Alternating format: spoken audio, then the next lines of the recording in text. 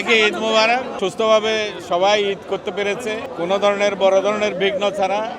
এবার পরিপাটিভাবে রোজা রমজানও হয়েছে এবং নির্বিঘ্নে ঈদটাও আমরা সম্পন্ন করলাম।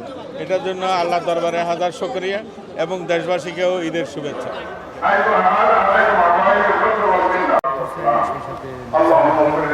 এই আনন্দটা আমরা চাই যে সমাজের সর্বস্তরের মানুষের মাঝে ঈদের খুশিটা যাতে ছড়িয়ে পড়ে, কোনো ধরনের বৈষম্য যাতে না থাকে। যারা 1971 থেকে শুরু করে 90-এর স্বৈরাচার বিরোধী আন্দোলন, গত 16 বছরের গণতান্ত্রিক আন্দোলন, সর্বশেষ 2024-এর জুলাই আগস্টে যারা শহীদ হয়েছে, সবার প্রতি আমরা শ্রদ্ধা নিবেদন করছি এবং আল্লাহ তাআলা তাদেরকে জান্নাতবাসী করুক।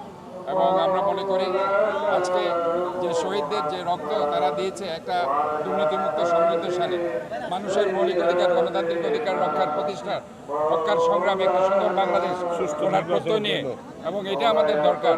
এবং মানুষের গণতান্ত্রিক অধিকারের মূল সোপান হচ্ছে মানুষের ভোটের অধিকার। এই ভোটের অধিকার রক্ষার সংগ্রামে আমাদেরকে অবশ্যই সবাইকে ঐক্যবদ্ধভাবে সামনে দ্রুত সংস্কার করে একটা দ্রুত নির্বাচন দিতে হবে, যে নির্বাচনের জন্য বাংলাদেশের মানুষ মুঠিয়ে আছে। শহীদ প্রেসিডেন্ট জিয়াউর রহমান মাত্র 1 টাকার বিনিময়ে এই মাঠটি দিয়েছিলেন, জমিতুল ফালাহ মসজিদটি, এবং এখানে এখনো পর্যন্ত কাজ শেষ হয়নি। যেটা অরিজিনাল যে আর্কিটেকচারাল প্ল্যান আমি দেখেছি, সে অনুযায়ী আমাদের কাজ করে যেতে হবে। এটা যদি আমরা করতে পারি, বাংলাদেশ নয় শুধু এশিয়ার মধ্যে একটা অত্যাধুনিক অনন্য সুন্দর একটি মসজিদ হবে বলে আমরা মনে করি। এবং আমরা এই আজকে যে জমিতুল ফালাহ মসজিদের এখানে হয়তো আপনার 2টি জামাত হচ্ছে, কিন্তু চট্টগ্রামের বিভিন্ন জায়গায় আমরা আজকে জামাতের ব্যবস্থা করেছি। এবং আমরা আজকে সাধারণ মানুষের জন্য পিছনের যে গেটটা আগে ছোট ছিল এটাকে প্রশস্ত করে দিয়েছি। সিসিটিভির সার্ভেলেন্স আমরা রেখেছি, আইন শৃঙ্খলা পরিস্থিতি যাতে কোনো ধরনের সমস্যা না হয়, সব কিছু আমরা এখানে ব্যবস্থা করেছি।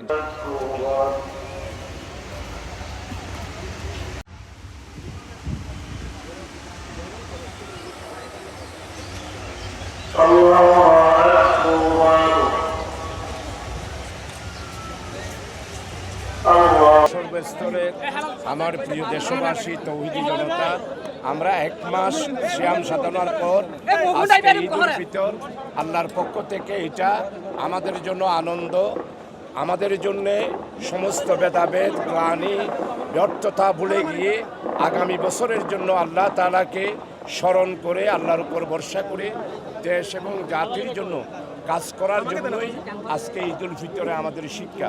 আমি আজকে স্মরণ করছি বৈষম্য বিরোধী ছাত্র আন্দোলনের 1583 যারা রক্ত দিয়ে ফ্যাসিস্টদেরকে এইখান থেকে উৎখাত করার জন্য, জাতিকে মুক্তি করার জন্য রক্ত দিয়েছে।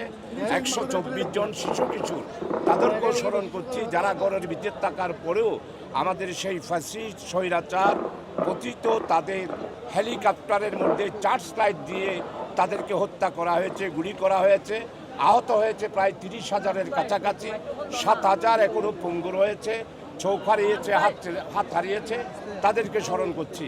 আজকে শ্রদ্ধা ভরে স্মরণ করছি আমাদের এই দেশের স্বাধীনতার জন্য 71 সালে যারা এক সাগর রক্তের বিনিময়ে আমাদেরকে একটা স্বাধীনতা দিয়েছেন, আমরা তাদেরকেও স্মরণ করছি। আসুন সমস্ত ভেদাভেদ এবং সমস্ত হিংসা বিদ্বেষ ভুলে গিয়ে ঈদ উল ফিতরের শিক্ষা হলো আগামীতে সবাই মিলেমিশে ঐক্যবদ্ধভাবে জাতির আগামী দিনে যে নতুন বাংলাদেশের স্বপ্ন দেখছি, সেই স্বপ্ন বাস্তবায়ন করার আজকে অঙ্গীকার করার আহ্বান জানিয়ে আপনাদের আবারও ঈদ শুভেচ্ছা, ঈদ মুবারক। ঈদ আল মুসলিমিন ওয়া ইস্তিগফারু লিযুনুবিল মুমিনিন নাহমাদু ওয়া নাস্তাঈনু ওয়া আজ প্রথম আমি আমার বাবা ছাড়া জামায়াতুল ফালাহ মসজিদে ঈদের নামাজ পড়লাম। অবশ্যই সেটা বুঝতে পারছি কেমন লাগতে পারে।